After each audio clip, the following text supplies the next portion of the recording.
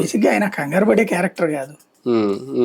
Formula విషయంలో రేపు ఏం చేయబోతున్నావు అనేది చెప్పాలా కనీసం జగన్మోహన్ రెడ్డి గారు, లేదంటే ఇంకా టైం ఉందా, పాత ఫార్ములానే అవలంబిస్తా ఉన్నట్టుగా ఉన్నారు? ఏముంటది అందులో, ఒక పార్టీ యాక్టివిటీ చేసుకుంటూ పోతుంది. ఇప్పుడు ముందు సంస్థాగత నిర్మాణం చేసుకుంటది, ఇంకొక ఏడాది దాకా ఇవన్నీ విమర్శలే ఉంటాయి.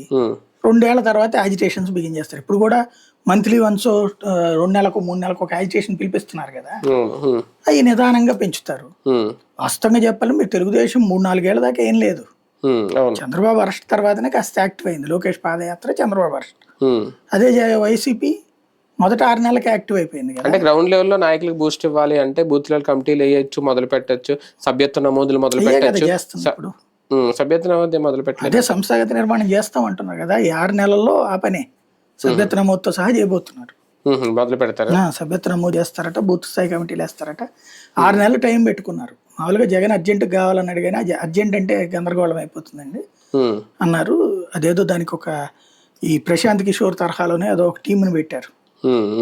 వాళ్ళు ఎమ్మెల్యేలు వీళ్ళతో మాట్లాడేసి, ఎమ్మెల్యే క్యాండిడేట్లు వీళ్ళతో, వాళ్ళ ద్వారా ఇప్పుడు ఒక ప్లాన్ చేస్తున్నారు సంస్థాగత నిర్మాణం. అవన్నీ పూర్తయిన తర్వాత 6 నెలల దాకా ఈ స్టేట్మెంట్లు ఇవే ఉంటాయి. 6 నెలలకు సంస్థాగత నిర్మాణం అది తెలిసినే భయపెట్టడానికి. ఇప్పుడు సభ్యత్వం తీసుకోవాలంటే వణకడం కోసం